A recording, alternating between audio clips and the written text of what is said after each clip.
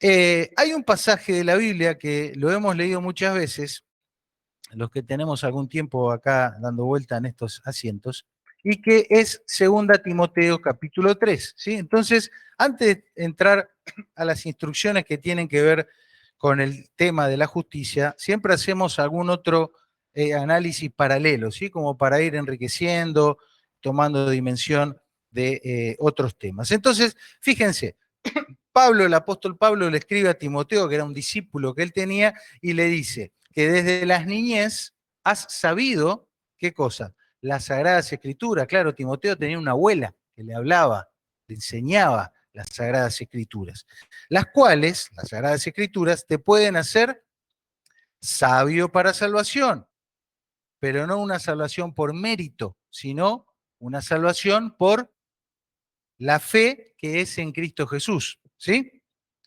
Y después dice que esa escritura que él aprendió de chico es inspirada por Dios, o sea, no es un libro humano. Este no es un libro que nosotros creamos que tenga autoría humana, creemos que es la palabra de Dios. Entonces dice que toda la escritura fue inspirada por Dios y tiene una utilidad, ¿sí? Es útil para enseñar, ¿qué más? Redarguir, que significa convencer, para corregir, y aparecen unas palabritas que últimamente estamos usando bastante, para instruir en justicia. Así que al pelo, queremos hablar de las instrucciones y queremos hablar de la justicia, tenemos que ir a la Sagrada Escritura. Y esto tiene un objetivo, un propósito, a fin de que el hombre, genéricamente, ¿no? Hombre, mujer, niño, no importa, que el hombre de Dios sea perfecto. ¿Qué significa perfecto? Te lo dice después. Perfecto.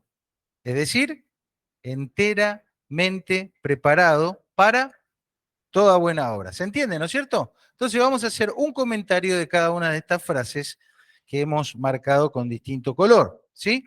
Nosotros necesitamos indudablemente, indefectiblemente, hacer una mirada panorámica de la Biblia. ¿Por qué? Porque dice Pablo que es toda la escritura la que tiene la utilidad, ¿sí? Entonces, estamos obligados a tener una mirada panorámica de la Biblia, de Génesis a Apocalipsis, pero debemos hacer una aclaración, ¿sí? Debemos recordar que cuando Pablo escribió esto, solamente existían como documento bíblico, como escritura sagrada, ¿qué cosa? El Antiguo Testamento, ¿sí? Porque esto que dijo Pablo fue en los primeros pequeños, en los primeros comienzos del desarrollo del cristianismo y estaban en proceso de escritura lo que nosotros hoy conocemos como el Nuevo Testamento. Entonces, básicamente Pablo entiende que el mero hecho de poder estudiar las escrituras del Antiguo Testamento tiene que ser suficiente para todo lo que viene diciendo después.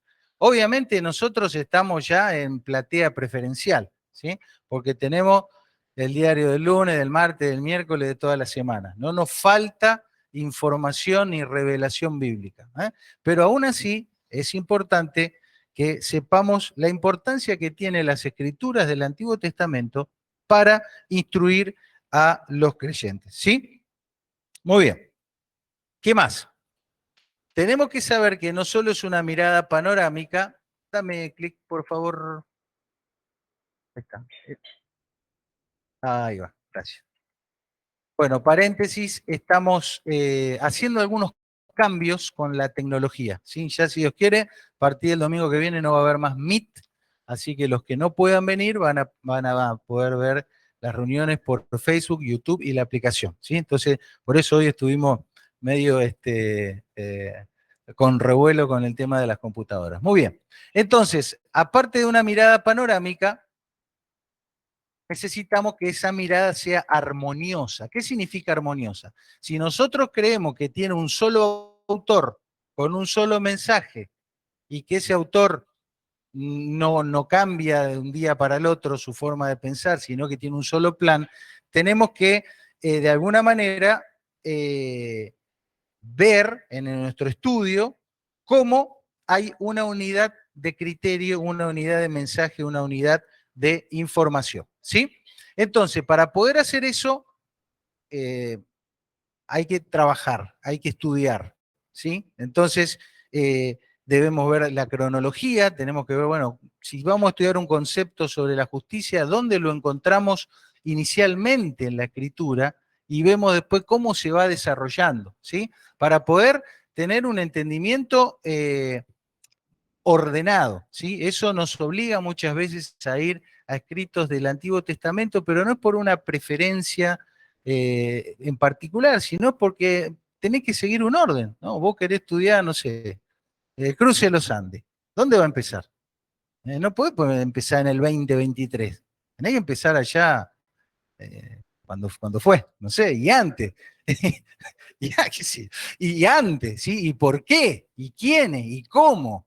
¿No? Entonces tenés que seguir una cronología. Y tenemos que a veces meternos en entender las palabras porque este escrito bíblico que hoy lo tenemos en español y en diferentes versiones del castellano, originalmente lo escribió gente de otra cultura, otra forma de pensar que se expresaban en otro idioma. Entonces hay que entrar ahí para poder tener ese entendimiento. Finalmente, lo que nosotros queremos es este efecto, ¿sí? Reunir la información necesaria de cada tema, de cada ítem, y a partir de esa información necesaria llegar a un concepto único que nos permita un entendimiento cabal lo mejor que podamos, ¿sí? Muy bien. Lo otro que dice la escritura, este pasaje, es que hay una utilidad primera y principal. ¿Cuál es la primera y principal utilidad del mensaje de Dios en la Biblia? ¿Cuál es?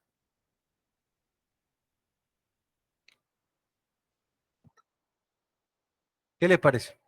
El mensaje de salvación, ¿sí? Entonces, ese mensaje de salvación implica entender qué es la salvación, entender que nosotros estábamos perdidos por nuestros delitos y pecados, conocer quién fue el Salvador, que hay uno solo, hubo, hay y habrá uno solo, que es Cristo Jesús, y confiar en su obra y en sus méritos. Ese es el primer y gran mensaje que encontramos en las Sagradas Escrituras, ¿sí? De Génesis a Apocalipsis. Pero también dice la Biblia que, dice Pablo acá, que no solamente nos permiten tener esa sabiduría, ese entendimiento para salvación, sino que también nos permiten eh, a través de la enseñanza, del convencimiento, de la corrección, nos permiten ser instruidos en justicia. ¿Sí? La instrucción. ¿A qué le suena la palabra instrucción? A ver, los más veteranos, varones, que tengan más de... ¿eh? Regimiento, ¿sí? ¿Hay algún acá veterano que hizo el servicio militar? ¿No? ¿Son todos jóvenes? Bueno. Bueno, cualquiera que estuvo en el ejército y los colimbas de antaño saben que los primeros meses, ¿cómo eran? ¿No? Es la instrucción, ¿no? Instrucción militar y adiestramiento. No es como un viaje a Cancún, ¿sí? Es ahí. Tiqui, tiqui, tiqui, tiqui, tiqui, tiqui. Claro, vos venís, sos un pichoncito de mamá, llegás ahí y te tienen que preparar para la guerra. Entonces, en 6 meses te dan todo lo que mamá no te dio, ¿no? Ahí. La instrucción es necesario, es fundamental la instrucción, ¿sí? En un proceso de juicio, ¿eh? ¿Qué pasa? Hace una denuncia, a alguien se lo declara sospechoso de algo, ¿qué tiene que hacer el juez? Tiene que entrar en una etapa de instrucciones y el juez se tiene que informar, tiene que preguntar, tiene que buscar los testigos, se tiene que de alguna manera capacitar a través de los peritos para tener toda la información necesaria y después de eso emitir un veredicto. Si no hay una instrucción adecuada, después el resultado puede ser nefasto, ¿no es cierto?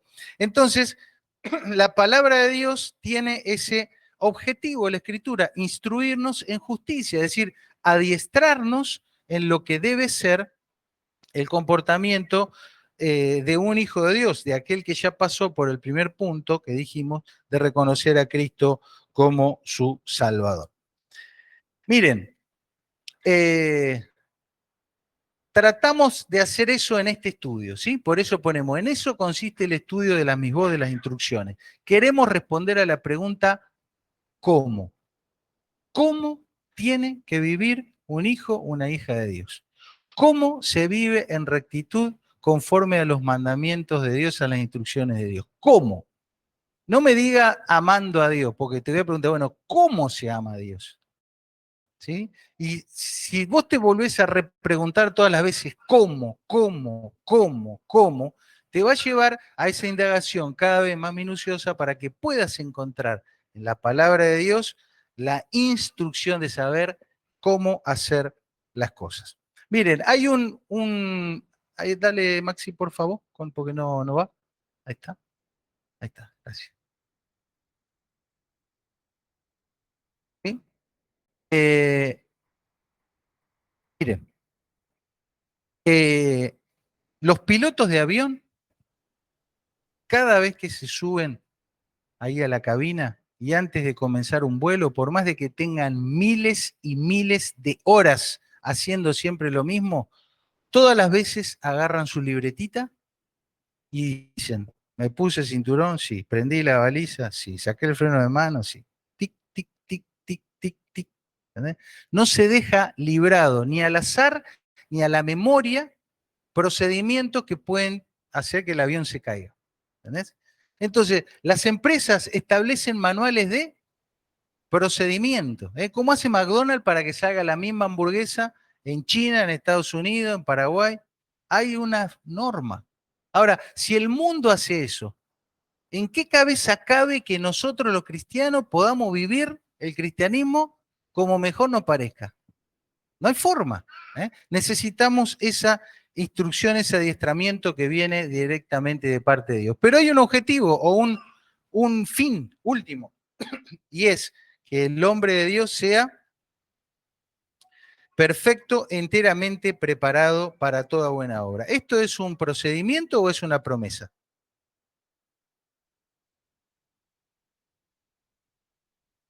Esto que dice acá en rosa, ¿es una promesa o es una orden? No es un mandamiento. Es una promesa, ¿sí? Dice que si vos seguís lo anterior, va a haber un fin, va a haber un final, un desenlace. ¿Cuál va a ser el desenlace? Que vos y yo vamos a ser hombres y mujeres maduros, perfectos, enteramente preparados para toda buena obra. Porque esto no es un curso que da una academia. Esto es exponerse a la instrucción de Dios para que sea Dios quien haga la obra en ti y en mí. Entonces, bueno, espero que estén tan entusiasmados como yo de seguir metidos ahí con todo esto. Sin embargo, todo esto no es teoría, porque dice que todo esto es para que el hombre de Dios esté preparado para toda buena obra. Entonces, caminar en justicia se ve, se mide, se toca, se somete a control de calidad. Es decir, es en nuestros actos, es en cosas que se ven en nosotros que va a quedar de manifiesto que hemos sido instruidos por Dios y que esa escritura ha tenido el efecto. ¿Sí? Entonces, no es solo cantar, no es solo decir palabras, no es solo decir, bueno, tengo la intención de vivir como Dios quiere, no. El resultado final es una obras, es cosas, acciones que otros pueden ver en ti, ¿sí? Y que pueden decir, fulanita era así y ahora es asá. Menganito antes tenía esta actitud y ahora cambió esta otra. Sultanito gastaba su tiempo y su plata en esto y ahora lo hace en esto otro. Y en esos cambios que se ven, se tocan, se palpan, se someten al escrutinio, a la observación de otras personas, es donde se va a ver la obra de Dios. Un fruto evidente y acorde, acorde ¿con qué? ¿Con qué, Gaby? Con toda buena obra. Y esa buena obra está en sintonía con quién? Con Dios mismo, con el carácter y con lo que Dios es. ¿Estamos? Bueno, cuando avanzamos en ahí, ¿hay algún problema, chicos? ¿No sale qué? Permiso.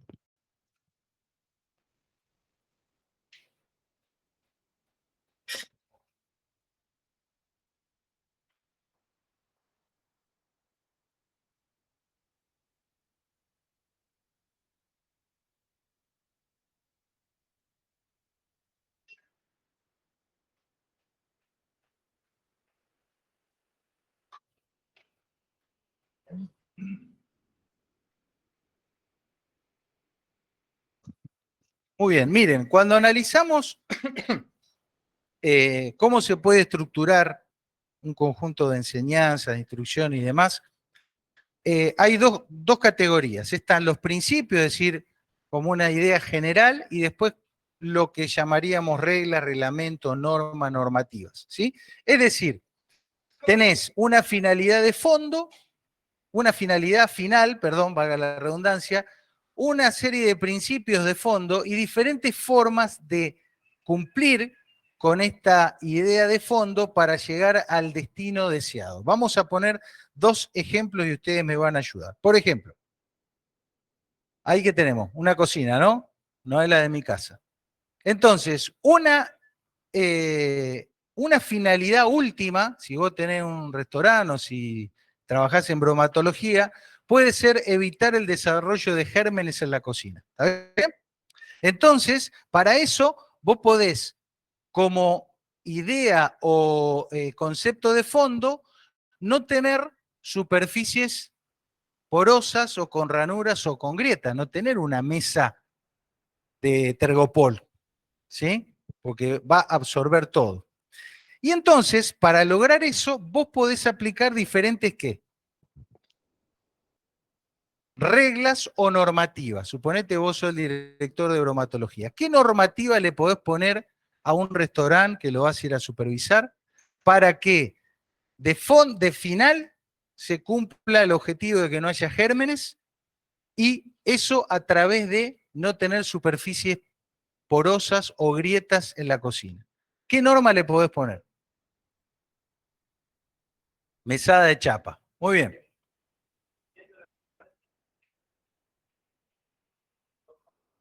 A ver, ¿cómo? Azulejo, chapa, azulejo, acero inoxidable, no sé, pintura sintética. ¿Te das cuenta? Claro, pero ha ido cambiando, ¿no? ¿Cómo hacían antes cuando no había ciertos sintéticos? ¿Sí? ¿Puede ser de vidrio la mesada? Puede ser, cumpliría el objetivo, pero por ahí para otra cosa no, ¿no? ¿Te das cuenta? Entonces, diferentes normas para llegar a ese principio final y el efecto deseado. Vamos a poner otro ejemplo. Nosotros queremos como finalidad disminuir los accidentes de tránsito. ¿Está? Para disminuir los accidentes de tránsito vos vas a querer que toda la gente en la ciudad conduzca por debajo de las velocidades máximas. ¿Eh? Bueno, ¿cómo lo reglamentamos? ¿Cómo logramos ese objetivo? Pone semáforo, reductor de velocidad. ¿Qué más? Multa. ¿Qué más? Radar, señal. ¿Qué más? Educación vial. Recompensa al buen manejo. ¿Te das cuenta? Entonces, ¿cómo vos podés llegar a un destino y usar diferentes tipos de normativa de reglamentación? Entonces, es importante ver este panorama porque cuando nosotros estudiamos las instrucciones de Dios, vamos a ver que algunas fueron dadas en una época donde el pueblo de Dios vivía en el desierto, en el campo, tracción a sangre.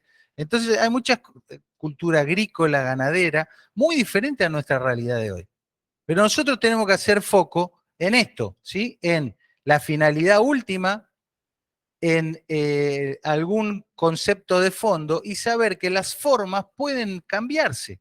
Ahora, si cambiamos la forma, no es que estamos adaptando la Biblia a nuestro gusto, estamos torciendo la escritura, simplemente estamos buscando maneras de llegar a ese objetivo final sin perder de vista el concepto de fondo, ¿sí?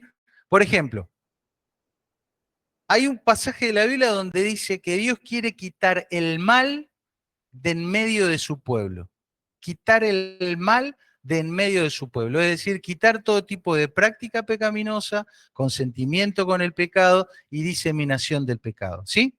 ¿Eso para qué va a servir? Para que finalmente nosotros seamos un pueblo santo. ¿Cómo se va a lograr eso?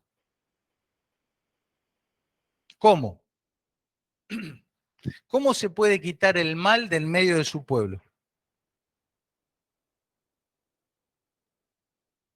Bueno, dando las enseñanzas. ¿Qué más?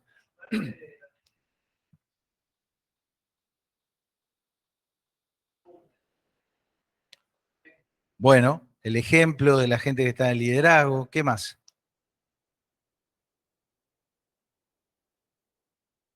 La disciplina, la corrección, métodos para marcarle a la persona que está incurriendo en eso, ¿sí?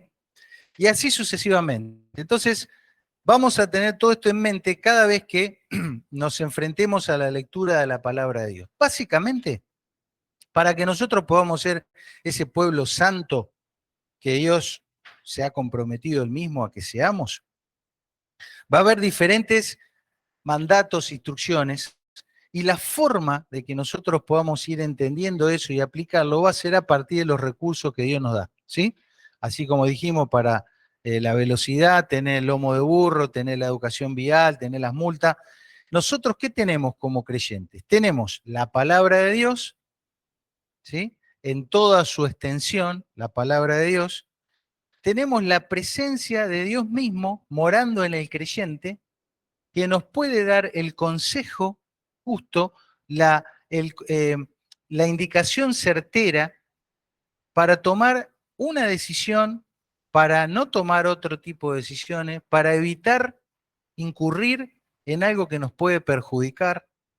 ¿Te das cuenta? Contamos directamente con el consejo directo de Dios morando y viviendo en cada creyente. Y a veces Dios también usa intervenciones especiales, ¿sí? A veces las circunstancias que te rodean son parte de las cosas que Dios usa o va a utilizar para orientarte y que vos puedas cumplir con esas ideas de fondo y que puedas llegar al final, que es ser un pueblo santo. Entonces hay que estar abiertos, hay que estar disponibles, sueltos, interesados, observando para ver cómo Dios va a usar en nosotros todas estas cosas que están a nuestra disposición.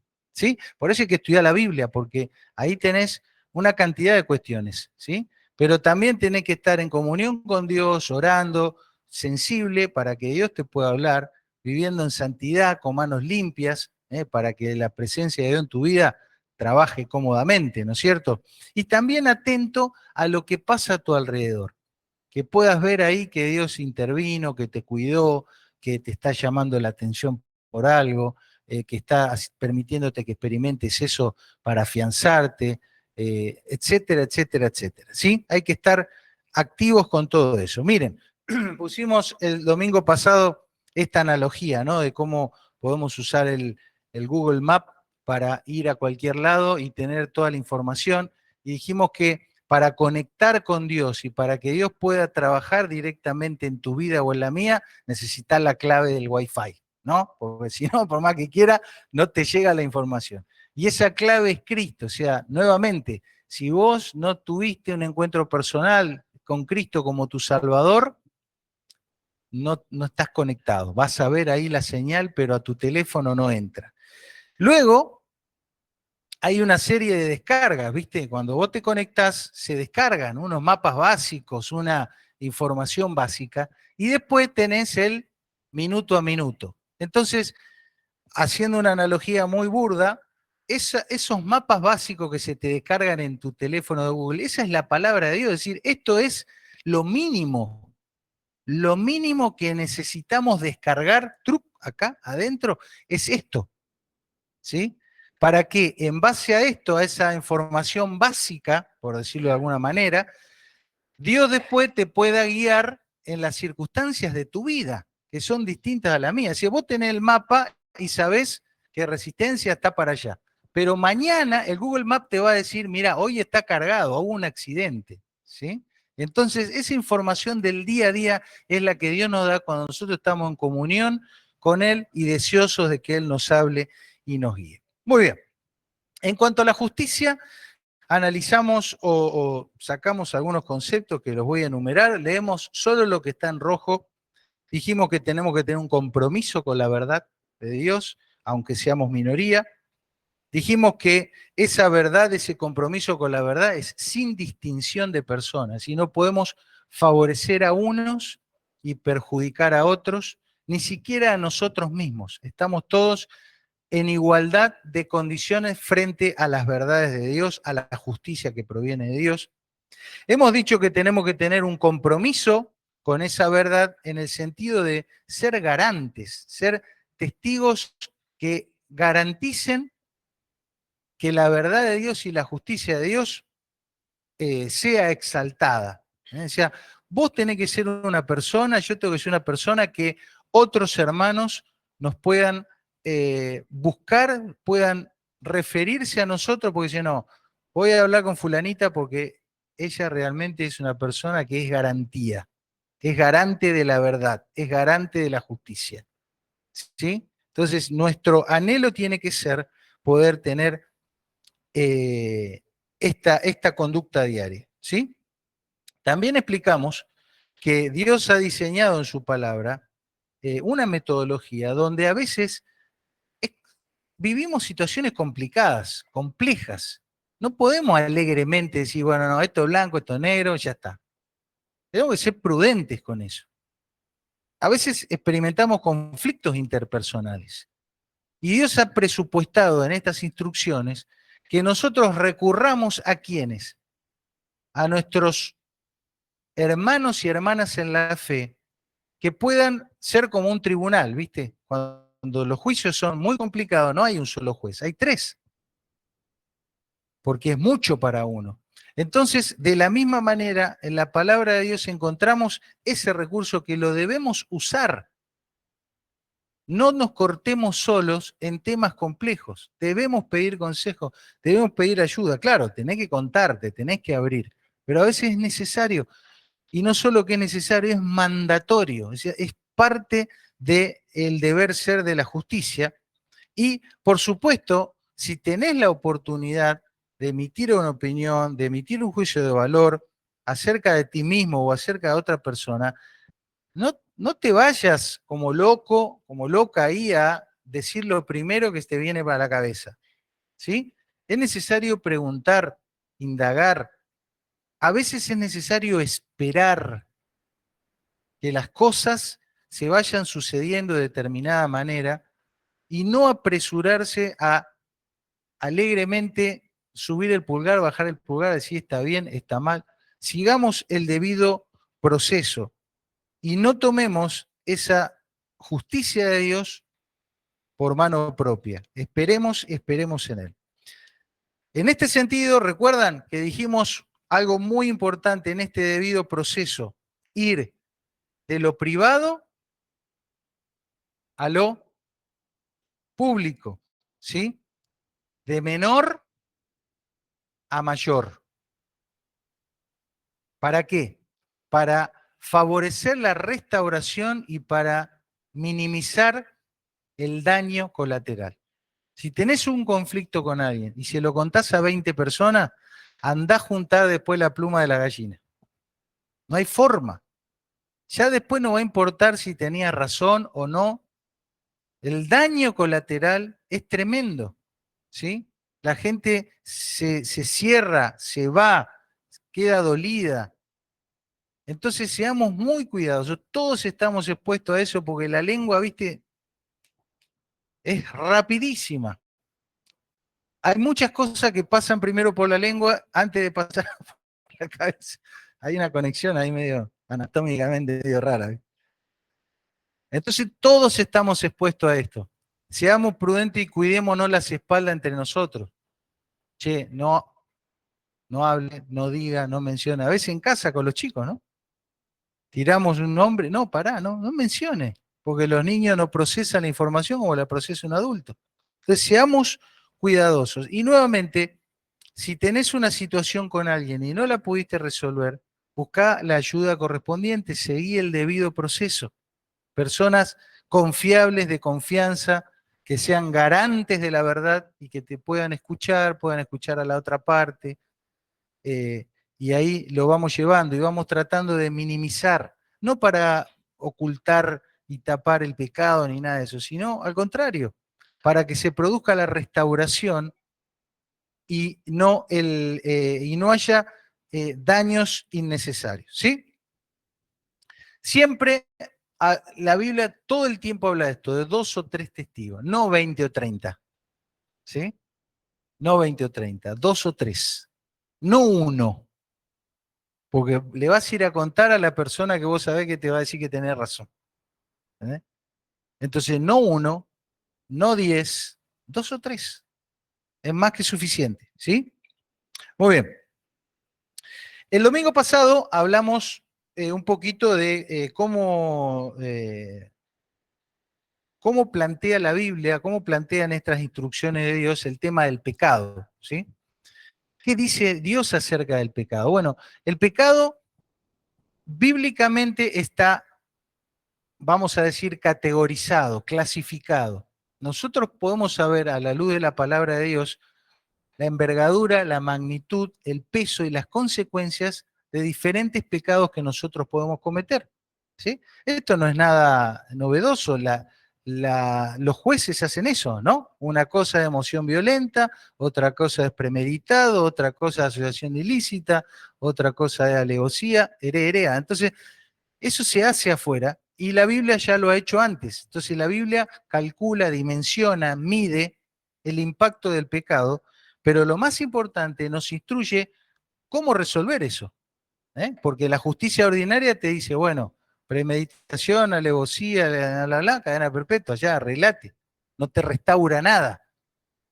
Pero Dios tiene, por sobre todas las cosas, en la justicia de Dios, un trabajo restaurador. ¿Sí?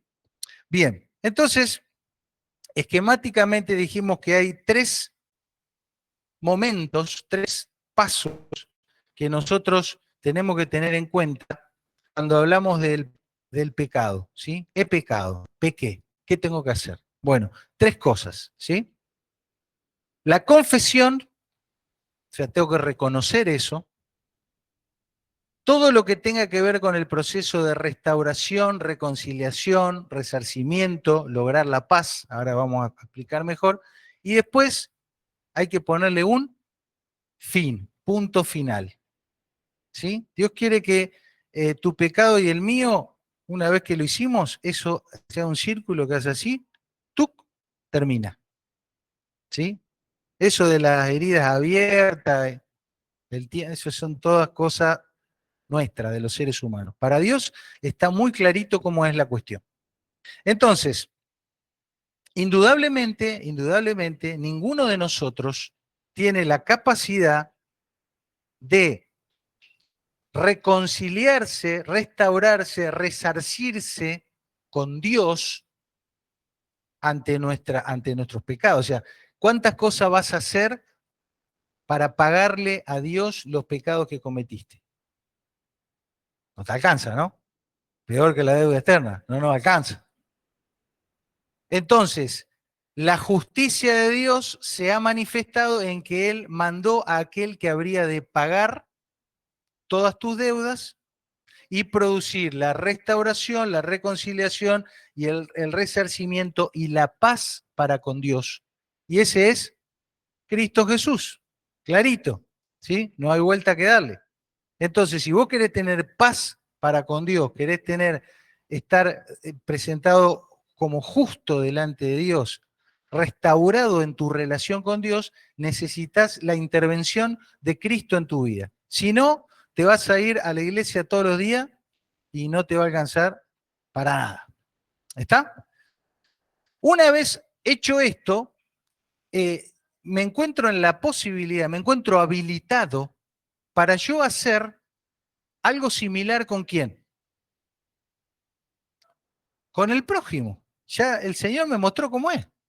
Me dio la ley, la instrucción, Él hizo todo, como había que hacerlo y me dice, bueno, ahora vos tenés que hacer lo mismo, papá. ¿Sí? Entonces, en las conflictos interpersonales, debo confesar, reconocer, aplicar todo lo que esté a mi alcance para la restauración, el resarcimiento, reconstruir la paz con un otro, con una otra, y después, ¿qué? Fin. Y si vos fuiste el ofendido, el dañado, el perjudicado, y ves que la otra persona está haciendo este proceso, tenés que aceptarlo y tenés que dar el perdón correspondiente y fin. Fin. No vuelvas a sacar trapito sucio si es que se siguió este debido proceso. ¿Se entiende? Muy bien. Entonces, ¿qué pasa si no hay confesión? Tanto si no me confieso ante Dios como si no resuelvo eso con un hermano o una hermana en la fe. Dijimos que sería como tomar la justicia por mano propia, sería como seguir con tus propios conceptos, sería como ser indolente al daño ajeno, no habrá reconciliación, no habrá paz y quedará el encierro en el propio sufrimiento. Todo esto pasa cuando no nos confesamos a Dios. Y lo mismo pasa en un plano menor, pero no por eso menos importante, cuando no resolvemos por esta metodología los problemas o los conflictos interpersonales. ¿Estamos hasta acá? Confesión, resarcimiento, restauración, reconocimiento, la paz y fin. Primero necesitas que Cristo lo haga en tu vida y después vas a estar habilitado para poder hacerlo vos con otros. ¿Sí? Muy bien. Lo otro que vimos el domingo pasado es un efecto del pecado en el creyente. Recuerden que estamos hablando a creyentes, gente que ya confió en Cristo como el Salvador y tiene que caminar como parte del pueblo de Dios. ¿Sí? Un efecto. Este efecto en la antigüedad se lo describía con palabras bastante chocantes y hemos tratado de llevar esas palabras que yo las leo, no me dicen mucho, a un concepto un poco más profundo. Y es esto, ¿sí? Vos lees, por ejemplo, Levítico 15, te habla de la inmundicia, de la contaminación, de la lepra. ¿Eh? Entonces, términos, por lo menos para mí, un poco alejados, ¿no? No me sirve en forma práctica. Sin embargo, observamos al estudiar la etimología de las palabras que está hablando de una persona que por haber pecado accidentalmente, no lo quiso hacer, etcétera, etcétera, pero lo hizo, empieza a experimentar el efecto del pecado en la vida del creyente. ¿Sí? ¿Y qué experimenta? Esto, alejamiento de Dios, pérdida de vitalidad, inhabilidad para algunas cosas, las cosas santas, e incluso efectos en el cuerpo. ¿Sí? E incluso efectos en el cuerpo. Lo que la medicina llama las enfermedades psicosomáticas y que se piensa que tiene que ver con tu esfera emocional, que impactan en tu cuerpo. Nosotros vemos en esta descripción de Levítico 15 que el pecado en el creyente también puede producir enfermedad en el cuerpo. No estoy diciendo que todas las enfermedades de nuestro cuerpo sean por pecados que tengamos, pero sí es una causa. ¿Sí? Entonces, ¿qué nos dice la instrucción bíblica? Tenés que mirar qué está pasando. No podés andar ahí porque el aire es gratis y no darte cuenta que algo está sucediendo. Hay una pérdida de la vitalidad, hay un sentimiento de alejamiento hacia Dios, hay cosas que ya no funcionan como antes, hay manifestaciones corporales. ¿Qué me está pasando? Entonces, ¿qué conducta tomar? La primera es esa, preguntarse. ¿Recuerdan? Hacer un autoexamen permanente. Un autoexamen permanente. ¿Cómo estoy? Físicamente, anímicamente, en mis actitudes. ¿Cómo estoy acá? ¿En qué estoy pensando todo el tiempo? ¿Qué me estoy diciendo todo el tiempo? ¿Eh? ¿Y por qué me pasa lo que me pasa? ¿Te va bien? ¿Por qué me va bien? ¿Te va mal? Che, ¿por qué me va mal todos los días? ¿Por qué soy tan salado? ¿No? Nos tenemos que preguntar eso, ¿sí? Nos tenemos que hacer ese tipo de preguntas y encontrar las explicaciones posibles, ¿sí? Ese era el ejercicio que tenía que hacer el pueblo de Israel en el desierto, y estaba muy vinculado a cuestiones corporales. Pero ya lo dijimos, nosotros tenemos la idea final, con la forma, y después vemos diferentes reglamentaciones, formas de llegar al mismo objetivo, ¿sí? Entonces, por eso les animo a que se hagan estas preguntas. Y como pusimos ahí, no siempre estamos mal debido al pecado, pero es una causa frecuente, ¿sí? Tiene que estar en tu lista de posibilidades. La Biblia habla muchísimo de esto. Fíjense solamente las palabras en negrita para poder avanzar. Examinaos, probaos a vosotros mismos, pruébese cada uno. Si nos examináramos, ¿te das cuenta? Está por todos lados. Fíjate, primera Juan, mirad por vosotros mismos. Hebreos, mirad bien. ¿Entendés? El ejercicio tiene que ser constante y habitual en nosotros, ¿sí? Mirad pues cómo andéis con diligencia, ¿sí? No seamos necios, sino como sabios. En segundo lugar, dijimos que hay que tomar una conducta. La conducta es acudir a una autoridad espiritual correspondiente, es decir, alguien que te pueda dar un consejo, una palabra, una mirada, que pueda ser tu compañero, tu compañera, que te pueda dar una referencia bíblica, una persona que pueda orar por vos, o una persona a la que vos le puedas rendir cuentas. Sí, mira, me está pasando esto, creo que es por este motivo, quiero hacer esto otro, y quiero que vos estés al tanto de eso, y acá un tiempo, o cuando vos consideres, me preguntes cómo estoy. ¿Sí? No, no es sencillo, te tenés que abrir, tenés que mostrar una vulnerabilidad. Y el otro, el que pone la oreja, tiene que estar dispuesto a hacer esto con seriedad, con compromiso. Pero es así como funciona.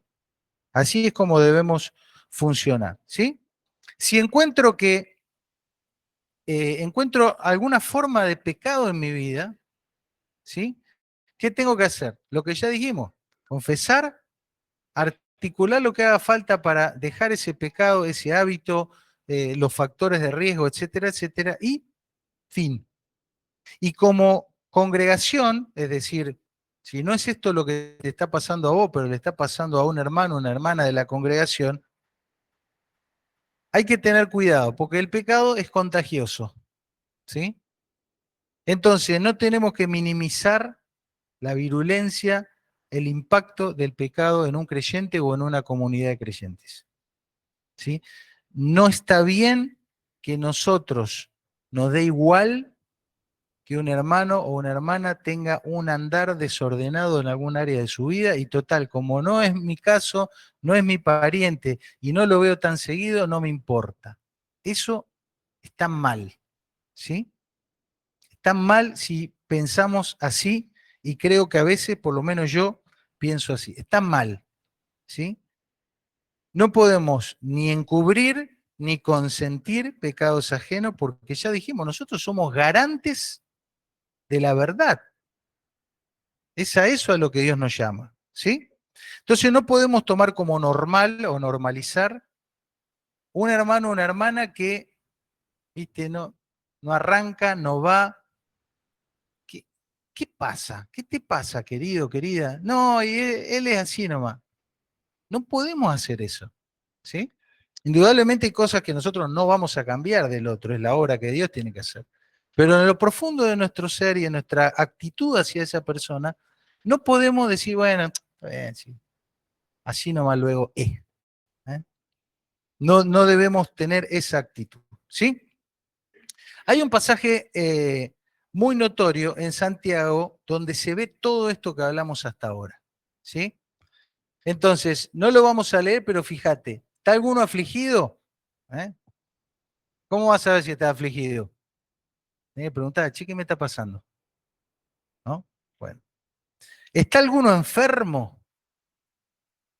Fíjate, llame a los ancianos de la iglesia. O sea, no es que no te puedo ir al doctor, pero, che, ¿por qué estoy enfermo? ¿Qué me está pasando? Ya me fui al cardiólogo, ya me fui al gastroenterólogo, ya me fui al olólogo. ¿Entendés? Es compartir con alguien de confianza que te pueda mirar, acompañar. Bueno, eh, en la antigüedad eran los sacerdotes. En el Nuevo Testamento esa figura la deberían cumplir los pastores, los ancianos de la iglesia. ¿Sí? No exclusivamente, pero mínimamente ellos lo tienen que poder hacer. Fíjate, ¿qué pasó después? Dice, la oración de fe salvará al enfermo. O sea, viene el anciano, te ora y vos te salvás, te curás. Mirá, no sé, pero tenés que tener en cuenta que la salvación no es solamente me voy al cielo.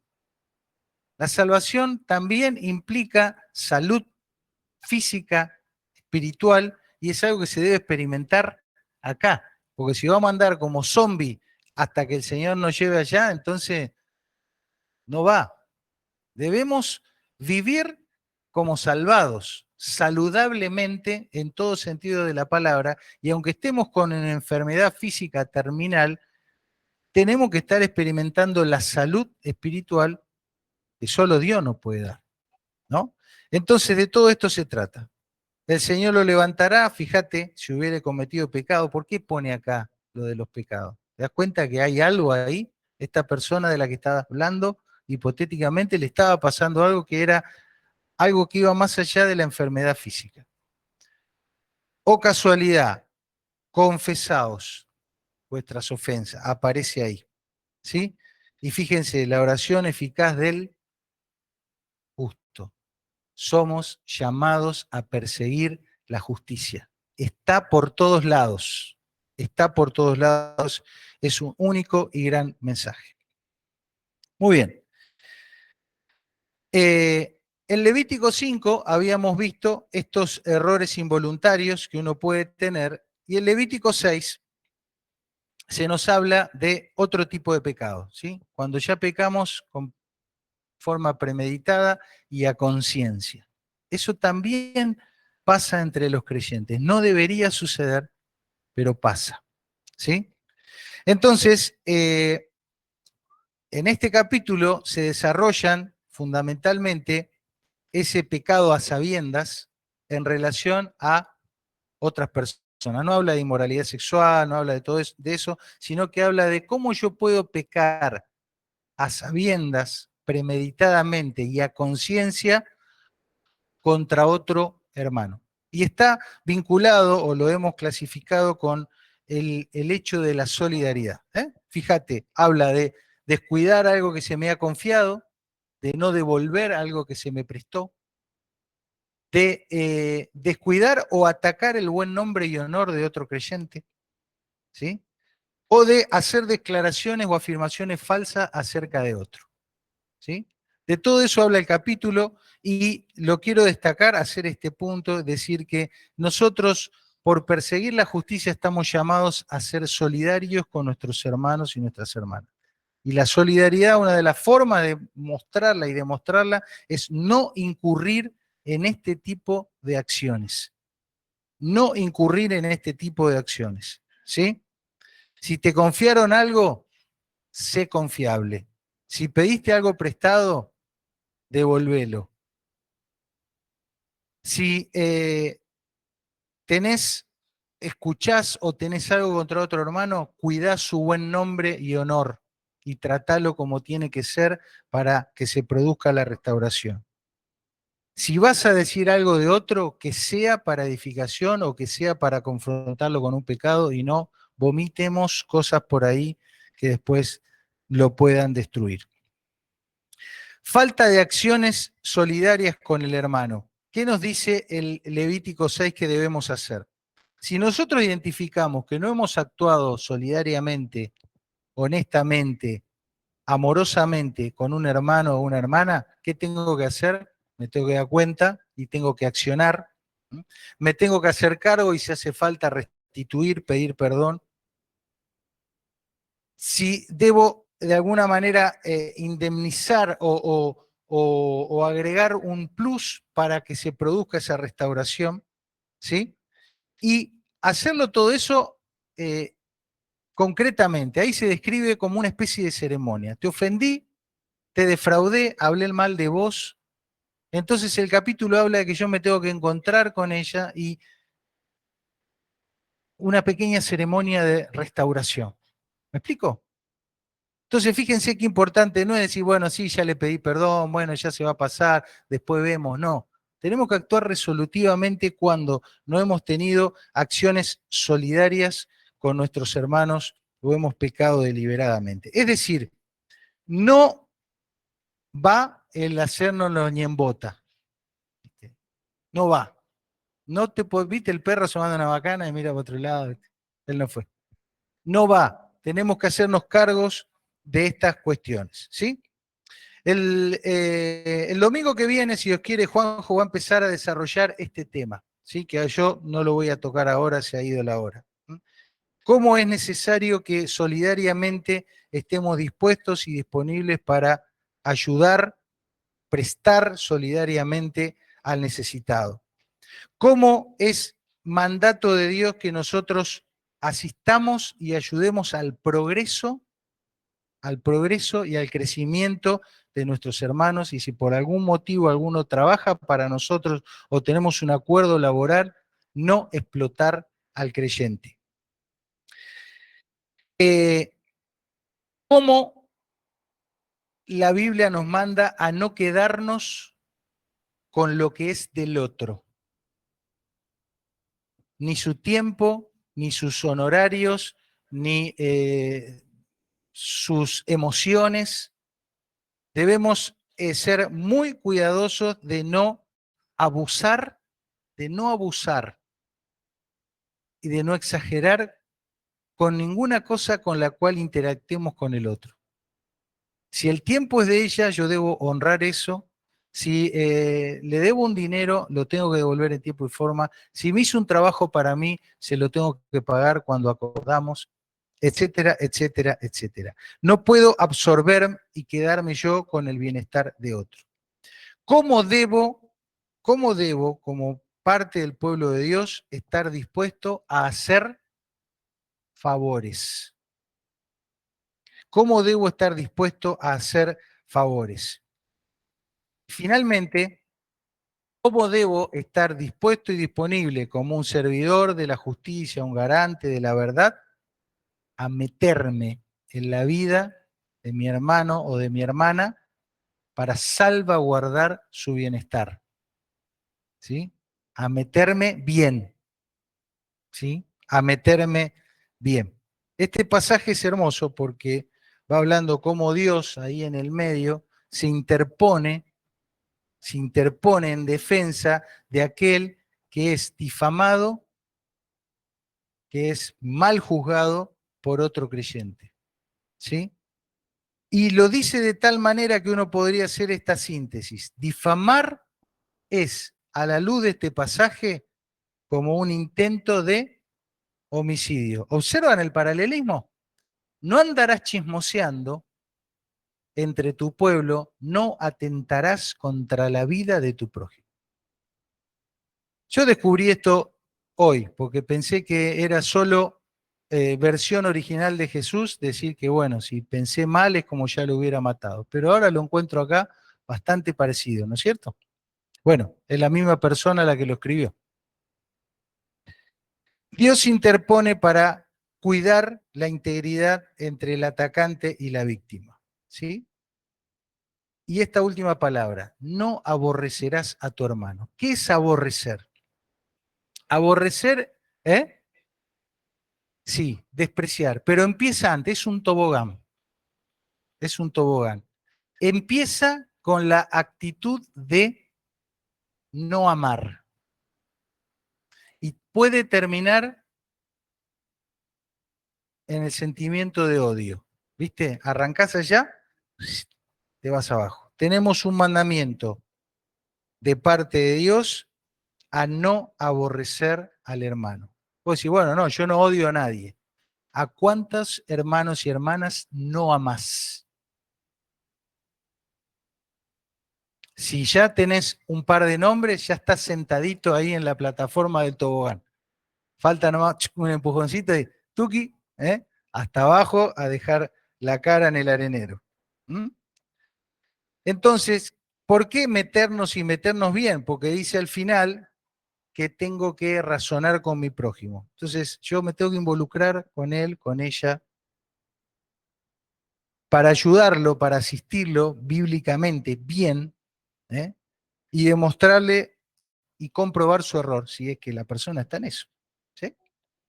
Bien, finalmente el apóstol Pablo lo resume así: amaos los unos a los otros con amor fraternal, en cuanto a honra, bajándose la caña uno, no, perdón, prefiriéndoos los unos a los otros en lo que requiere diligencia, no perezosos. Hay que activar, queridos. Tenemos que estar activos como testigos y garantes de las justicias. Fervientes en espíritu, sirviendo al Señor. Nos vamos y en esta noche vos tenés que saber dónde estás parado acá. ¿Sí?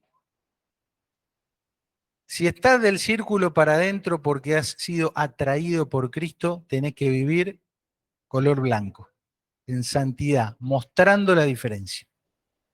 Si todavía estás afuera, este pueblo de Dios que se reúne a los pies de la cruz no es un grupo VIP selecto, están las puertas abiertas para que vos hoy también puedas ser parte del pueblo de Dios a los pies de la cruz, que es quien nos convoca, quien nos salva, quien nos limpia, quien nos hace justo, quien nos da la paz para con Dios. Amén. Vamos a orar para terminar. Y si quisieras en esta noche reunirte con los que ya estamos ahí, por la gracia de Dios, siendo parte de su pueblo, podés orar a Dios en esta noche y decirle: Dios, en esta noche yo también quiero ser parte de tu pueblo. No de una iglesia, no de una organización, sino parte del conjunto de personas que han sido limpiadas con la sangre de Cristo. Quiero tener paz contigo, quiero reconciliarme contigo, quiero que, por favor, me puedas hacer justo. No me lo merezco, pero creo que Cristo murió para perdonar mis pecados y quiero pedirte perdón, por favor. Reconozco a Jesús como el Salvador, como el Señor de mi vida. Límpiame, perdóname, regálame la gracia de vivir siguiendo tus instrucciones. Si has orado así en esta noche, querido, querida, las puertas de la familia de Dios se han abierto para ti. Señor, gracias por lo que hemos meramente visto por arriba. Háblanos, ayúdanos esta semana a estar conectados, recibiendo de ti, de tu palabra, de la guía de tu espíritu, que nos hable y nos enseñe aún la intimidad de nuestros pensamientos para que podamos ser servidores de la justicia, testigos y garantes de tu verdad, obedientes, instruidos por ti, enteramente preparados para toda buena obra. Pedimos tu cuidado al volver a casa. En el nombre de Jesús, amén. Bueno, gracias a todos, que el Señor les bendiga, tengan buena semana.